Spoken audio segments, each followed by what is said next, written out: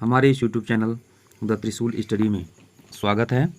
दोस्तों, आज के इस क्लास में हम मंत्री परिषद का अध्ययन करेंगे। मंत्री परिषद के संबंध में अनुच्छेद 74 फर्स्ट में उल्लेख है कि राष्ट्रपति को अपने कार्य के संपादन में सहायता व मंत्रणा देने के लिए अर्थात परामर्श देने के लिए एक मंत्री परिषद होगी जिसका नेतृत्व प्रधानमंत्री करेगा। इस तरह से मंत्री परिषद का जो उल्लेख है वह अनुच्छेद 74 फर्स्ट में किया गया है। इसके साथ 42वें संवैधानिक संशोधन 1976 के तहत राष्ट्रपति के लिए यह बाध्यकारी हो गया है कि वह मंत्री परिषद की सलाह को स्वीकार करेगा तथा 44वें संवैधानिक संशोधन 1978 के तहत राष्ट्रपति को यह अधिकार दिया गया है कि मंत्रिमंडल की सलाह को एक बार पुनः विचार के लिए वापस कर सकता है तथा दूसरी बार वह सलाह मानने के लिए क्या हो जाएगा, बाध्य हो जाएगा। तो इस तरह से 44वें संवैधानिक संशोधन के दौरान उसको पुनर्विचार की शक्ति प्रदान की गई थी। इसके बाद से मंत्रिमंडल की हम परिभाषा देखते हैं कि मंत्रिमंडल की परिभाषाएं क्या होती हैं। सबसे पहली परिभाषा है गार्नर के अनुसार, मंत्रिमंडल सरकार वह प्रणाली है जिसमें वास्तविक कार्यपालिका मंत्रिमंडल या मंत्रिपरिषद विधानमंडल या उसके लोकप्रिय सदन के प्रति और अंतिम रूप में निर्वाचकों के प्रति अपनी राजनीतिक नीतियों व कार्यों के लिए उत्तरदायी हो, जबकि राज्य का अध्यक्ष जो नाम मात्र का प्रधान होता है उसकी स्थिति गैर जिम्मेदार होती है।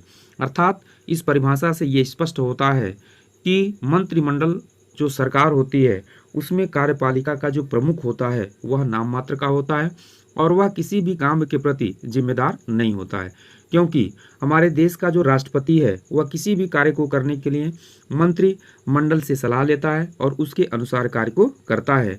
इस तरह से वह किसी भी कार्य के लिए जिम्मेदार नहीं होता है। उसके बाद से अगला जो परिभाषा है वह है डायसी के अनुसार। डायसी महोदय कहते हैं कि मंत्रिमंडल सरकार वह सरकार है जो कार्यकारी और वैज्ञानिक शक्ति के सुमेल पर आधारित और साथ ही उन दोनों के मध्य एक जैसे संबंध बने रहने पर आधारित होती है। इसके बाद से तीसरी जो परिभाषा है, मंत्रिमंडल वह धुरी है जिस पर शासन चक्र घूमता रहता है। यह परिभाषा मेरियट के अनुसार दी गई है।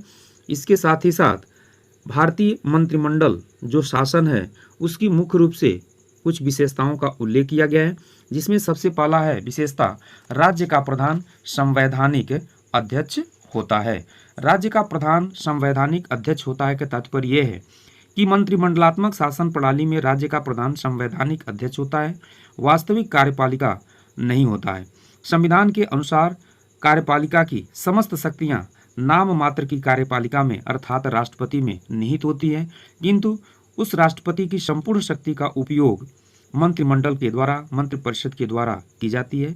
भारत में भी अनुच्छेद 53 के तहत कार्यपालिका शक्ति राष्ट्रपति में निहित की गई है, पर उसका प्रयोग वह मंत्रिपरिषद के परामर्श से ही करता है, ऐसा उल्लेख किया गया है।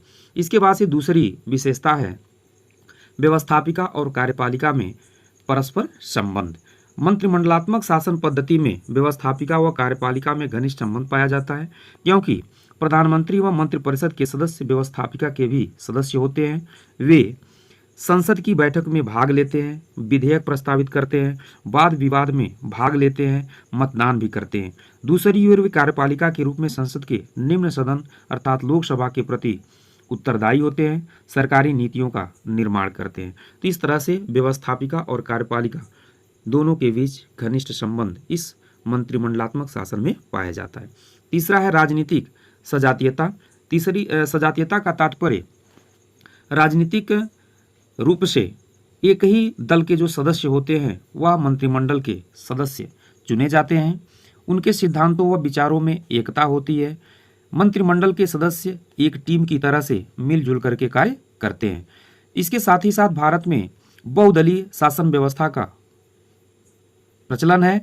वहाँ जब कभी किसी एक दल को पूर्ण बहुमत नहीं मिल पाता है तो कई दल मिल करके मिलीजुली सरकार का निर्माण करते हैं, जिसके कारण भारत में एक ही दल की राजनीतिक सजातीयता की विशेषता को कई बार पूर्ण नहीं किया जा सकता था। इस प्रकार से मिलीजुली सरकार का भी गठन विशेष रूप से एक ही सैद्धांतिक विचार के राजनीतिक दलों को मिला करके किया जाता है। तो इस तरह से राजनीतिक सजातीयता इसकी एक प्रमुख विशेषता है। चौथा है गोपनीयता। मंत्रिमंडलात्मक शासन पद्धति में गोपनीयता के सिद्धांत को स्वीकार किया गया है। भारतीय संविधान के अनुच्छेद 74(4) में उल्लेख है कि किसी मंत्री को अपने पद ग्रहण करने से पहले राष्ट्रपति उससे पद की गोपनीयता की शपथ दिलाएगा। अतः मंत्रिमंडल के सभी निर्णय गोपनीयता से लिए जाएंगे। राष्ट्रपति को जो सलाह दी जाती है वह भी राष्ट्रपति तथा मंत्रिपरिषद के बीच गोपनीय रहती है। उन्हें न्यायालय में चुनौती नहीं दिया जा सकता है।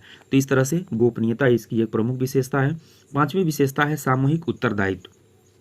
भारत के संविधान के अनुच्छेद 75(3) में कहा गया है कि मंत्रिपरिषद लोकसभा के प्रति सामूहिक रूप से उत्तरदायी होगी। व्यक्तिगत उत्तरदायित्व का सिद्धांत संविधान में नहीं लिखा गया है, पर प्रत्येक मंत्री अपने विभाग के शासन के प्रति भी व्यक्तिगत रूप से उत्तरदायी होते हैं, क्योंकि संपूर्ण मंत्रिमंडल एक इकाई के रूप में कार्य करते हैं। इसलिए यदि निम्न सदन किसी एक मंत्री के विरुद्ध अविश्वास प्रस्ताव का पारित कर देता है तो समस्त मंत्रिमंडल को त्यागपत्र देना पड़ता है। तो इस तरह से यह मंत्रिमंडल सामूहिक रूप से उत्तरदायी होता है लोकसभा के प्रति। इसके साथ साथ अगला जो विशेषता है वह है प्रधानमंत्री का नेतृत्व। चूंकि मंत्रिमंडल जो होता है उसका अध्यक्ष जो हमारे देश का प्रधानमंत्री होता है और प्रधानमंत्री के द्वारा इसकी प्रमुख रूप से शासन किया जाता है। प्रधानमंत्री बहुमत दल का नेता होता है, इसलिए उसकी स्थिति अन्य सभी मंत्रियों से विशेष गौरवपूर्ण तथा अधिकारपूर्ण होती है। वह ही मंत्रियों की नियुक्ति करता है, उसमें विभागों का वितरण करता है, मंत्रियों के मध्य सामंजस्य बैठाता है, राष्ट्रपति व मंत्रिपरिषद के मध्य एक संपर्क सूत्र के रूप में कार्य करता है। तो इस तरह से प्रधानमंत्री का मंत्रिमंडल का विशेष रूप से नेतृत्व रहता है। मंत्रियों का जो समूह है वह किस प्रकार से निर्मित किया जाता है, अर्थात मंत्रिपरिषद का निर्माण किस प्रकार से किया जाता है। सबसे पहले अनुच्छेद 1 में प्रधानमंत्री की नियुक्ति राष्ट्रपति करेगा तथा अन्य मंत्रियों की नियुक्ति राष्ट्रपति प्रधानमंत्री की सलाह पर करेगा, ऐसा उल्लेख किया गया है। प्रधानमंत्री के संबंध में कहा गया है कि प्रधानमंत्री की नियुक्ति राष्ट्रपति करेंगे और राष्ट्रपति की सलाह पर प्रधानमंत्री की सलाह पर राष्ट्रपति महोदय के द्वारा अन्य मंत्रियों की नियुक्ति की जाएगी। मंत्रियों की संख्या के संबंध में हम देख लेते हैं कि मंत्रियों की संख्या आखिर कितनी हो सकती है।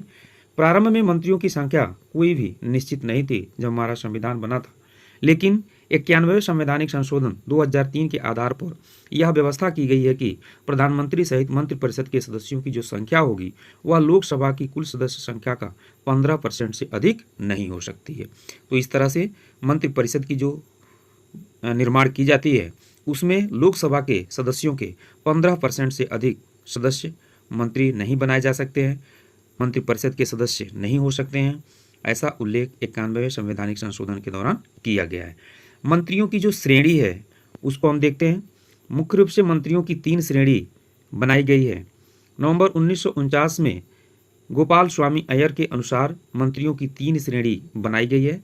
तो यहाँ आपको याद रखना है गोपाल स्वामी अय्यर। पहला होता है कैबिनेट मंत्री। मंत्रिपरिषद के कुछ प्रमुख मंत्री मंत्रिमंडल का गठन करते हैं। यह प्रमुख विभागों के मंत्री होते हैं और इनकी जो संख्या होती है वह 15 से 20 तक होती है। कैबिनेट मंत्री का वेतन भी अन्य मंत्रियों से अधिक होता है तथा इसको हम किचन कैबिनेट के भी नाम से जानते हैं। दूसरे दर्जे के जो मंत्री हैं वह हैं राज्य मंत्री। दूसरी श्रेणी के मंत्रियों को राज्य मंत्री कहा जाता है। यह कैबिनेट के सदस्य नहीं होते हैं और न ही कैबिनेट की बैठकों में भाग लेते हैं। राज्य मंत्री किसी मंत्री के अधीन रहकर कार्य करते हैं और उनकी संख्या प्रायः समय समय पर 10 से 50 के मध्य रहती है। और इसी राज्य मंत्री में एक दूसरे प्रकार के मंत्री होते हैं जिसको हम राज्य मंत्री स्वतंत्र प्रभार कहते हैं। यदि राज्य मंत्री को स्वतंत्र रूप से कोई विभाग दिया गया हो तो उसे राज्य मंत्री स्वतंत्र प्रभार कहते हैं तथा उसके विभाग से संबंधित कोई बात विषय यदि सूची में शामिल है तो वह मंत्रिमंडल की बैठक में भाग ले सकता है। इसके साथ ही साथ अगला जो मंत्री का दर्जा है वह है उपमंत्री, डिप्टी मिनिस्टर। उपमंत्री किसी विभाग के स्वतंत्र रूप से अध्यक्ष नहीं होते हैं। यह किसी ज्येष्ठ मंत्री के अधीन रह करके उसे विभागीय कार्य में सहायता देते हैं और ये कैबिनेट बैठक में भाग नहीं लेते हैं। इसके साथ साथ मंत्रियों की जो अवधि है वह कितनी होती है। संविधान के अनुच्छेद 75(2) में कहा गया है कि मंत्री राष्ट्रपति के प्रसाद पर्यंत अपने पद पर बने रहेंगे, लेकिन वास्तव में वो प्रधानमंत्री की इच्छानुसार मंत्री पद पर रहते हैं। इसके अतिरिक्त संविधान में यह भी व्यवस्था की गई है कि मंत्रिपरिषद सामूहिक रूप से लोकसभा के प्रति उत्तरदायी होगी। अतः जब तक मंत्रिपरिषद को लोकसभा में बहुमत है, राष्ट्रपति उन्हें बर्खास्त नहीं कर सकते हैं। इस तरह से मंत्रिपरिषद की अधिकतम अवधि 5 वर्ष है। इससे पहले कभी भी लोकसभा को अविश्वास प्रस्ताव पारित करके सरकार क्या कर सकती है, गिरा सकती है। इसके साथ साथ इनको शपथ कौन दिलाता है, तो मंत्रिपरिषद के सदस्यों को अपना पद ग्रहण करने से पहले राष्ट्रपति के सम्मुख शपथ लेनी होती है और अनुच्छेद 74 के अनुसार राष्ट्रपति उन्हें पद एवं गोपनीयता की शपथ दिलवाते हैं। इसके बाद से हम देखते हैं कि मंत्रिपरिषद तथा मंत्रिमंडल में मुख्य रूप से क्या अंतर होता है। साधारणतया मंत्रिपरिषद और मंत्रिमंडल को समान ही समझ लिया जाता है, परंतु इसमें अनेक भिन्नता है। मंत्रिपरिषद एक बड़ी संख्या है जिसमें 3 श्रेणियों के मंत्री, कैबिनेट मंत्री, राज्य मंत्री और उप मंत्री शामिल होते हैं। संविधान में इसी मंत्रिपरिषद का उल्लेख किया गया है। मंत्रिपरिषद में से कुछ उत्तम तथा वरिष्ठ मंत्रियों को मिलाकर के एक समिति बना दी जाती है जो शासन का संचालन करती है और इसी समिति को मंत्रिमंडल कहा जाता है। अर्थात मंत्रिमंडल में सदस्यों की संख्या कम होती है तथा मंत्रिपरिषद में वे सभी के सभी मंत्री अर्थात कैबिनेट मंत्री, राज्य मंत्री और उप मंत्री सभी मंत्री शामिल हो जाते हैं। इसमें मंत्रिपरिषद के प्रथम श्रेणी के मंत्री शामिल होते हैं जिसके पास महत्वपूर्ण क्या होते हैं, विभाग होते हैं। तो इस तरह से मंत्रिपरिषद और मंत्रिमंडल में अंतर रहा। मंत्रियों के अर्थात मंत्रिमंडल जो हमारा गठित किया गया है उसका प्रमुख रूप से कार्य कौन कौन से होते हैं इसके संबंध में हम देखते हैं, जिसमें से सबसे पहला कार्य है राष्ट्रीय नीति निर्धारित करना। राष्ट्रीय नीति निर्धारित करने का तात्पर्य यह है कि सरकार के सभी महत्वपूर्ण विभाग मंत्रिमंडल के पास होते हैं। अतः मंत्रिमंडल की संपूर्ण राष्ट्र के लिए नीति निर्धारित करता है और वह न केवल आंतरिक क्षेत्र में वरन अंतर्राष्ट्रीय क्षेत्र में भी नीति निर्धारण का कार्य करता रहता है। विदेशों से संधि स्थापित करता है, समझौता करता है या वैदेशिक संबंध स्थापित करने का कार्य भी यही करता रहता है। दूसरा है प्रशासकीय कार्य। भारत में यद्यपि सभी प्रशासकीय शक्तियां राष्ट्रपति में निहित हैं, लेकिन व्यवहार में उसकी इस शक्ति का प्रयोग मंत्रिमंडल करता है और मंत्रिमंडल के सदस्य विभागों के अध्यक्ष होते हैं। इसलिए वे सभी मंत्रिमंडल द्वारा निर्मित नीतियों कानूनों को अपने अपने विभागों में कुशलतापूर्वक लागू करते रहते हैं। तीसरा है आपका वित्तीय कार्य। वित्तीय कार्य का तात्पर्य यह है कि वित्त के क्षेत्र में मंत्रिमंडल की सरकार को विशेष शक्तियां प्रदान की गई हैं। धन विधेयक को ये तैयार करते हैं। बजट आगामी वर्ष के लिए आय व्यय का पूरा ब्यौरा तैयार करते हैं जिसे वित्त मंत्री लोकसभा में पेश करते हैं और बजट निर्माण यद्यपि वित्त मंत्री की देखरेख में ही किया जाता है। चौथा है आपका वैधानिक कार्य। मंत्रिमंडल के सदस्य संसद के सदस्य भी होते हैं, इसलिए वह संसद की सभी कार्यवाहियों में भाग लेते हैं, मतदान में भी भाग लेते हैं। संसद की बैठक कब बुलाई जाएगी, कितने समय तक ये चलेगा, कब ये भंग होगा, सब निर्णय मंत्रिमंडल का ही होता है।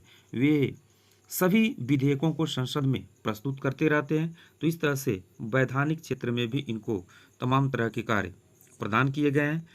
अगला कार्य है वैदेशिक संबंधों पर नियंत्रण। वैदेशिक संबंधों पर नियंत्रण का तात्पर्य यह है कि कैबिनेट के द्वारा ही देश के वैदेशिक संबंधों पर नियंत्रण स्थापित किया जाता है। किस देश के साथ कैसे संबंध स्थापित करने हैं, कौन से राजनीतिक, आर्थिक, व्यापारिक संबंध स्थापित करना है, यह पूर्ण रूप से जो है कि मंत्रिमंडल पर निर्भर करता है। अगला जो कार्य है वह है नियुक्ति के क्षेत्र में। देश के सभी महत्वपूर्ण पदों पर नियुक्तियां जो राष्ट्रपति के द्वारा की जाती है, किंतु राष्ट्रपति ये नियुक्तियां मंत्रिपरिषद की सलाह से ही करता है और राज्यों के गवर्नर, सर्वोच्च न्यायालय के न्यायाधीश, ऑडिटर जनरल, अटॉर्नी जनरल, राजदूत, लोक सेवा आयोग के अध्यक्ष आदि की नियुक्ति राष्ट्रपति मंत्रिपरिषद की सलाह से ही करते हैं। अगला जो कार्य है वह है जांच पड़ताल की शक्ति। मंत्रिमंडल भूतपूर्व मंत्रियों, मुख्यमंत्रियों व अधिकारियों के विरुद्ध लगाए गए आरोपों की जांच करने के लिए आयोग नियुक्त कर सकती है। जैसे मोरारजी देसाई मंत्रिमंडल के आंतरिक आपातकाल के दौरान इंदिरा सरकार के द्वारा की गई ज्यादतियों की जांच के लिए 1977 ईस्वी में सर्वोच्च न्यायालय के भूतपूर्व मुख्य न्यायाधीश जेसी शाह की अध्यक्षता में एक आयोग को गठित किया गया था। न्यायिक कार्य के अंतर्गत राष्ट्रपति को जो न्याय के क्षेत्र में शक्तियां प्रदान की गई हैं कि वह किसी भी अपराधी की मृत्यु दंड को क्षमा कर सकता है, माफ कर सकता है, तो वह कार्य भी वह मंत्री परिषद की सलाह से ही करता है। तो इस तरह से इसको जो है कि न्यायिक क्षेत्र में भी कुछ कार्य प्रदान किए गए हैं। फिर से हम लोग अगले क्लास में मिलते हैं, तब तक के लिए आप सभी लोगों को बहुत बहुत धन्यवाद।